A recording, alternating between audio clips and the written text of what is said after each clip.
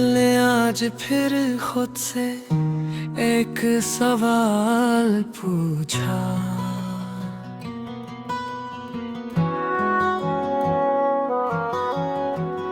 जितना चाहा जिसे वो क्यों इतना दूर निकला।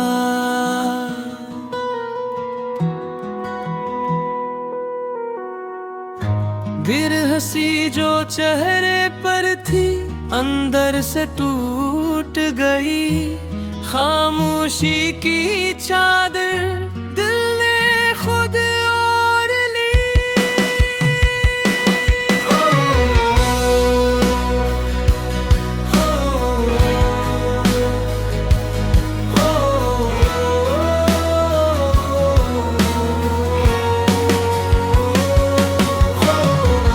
ख्वाब जो आँखों में थे नींद के साथ बिखर गए।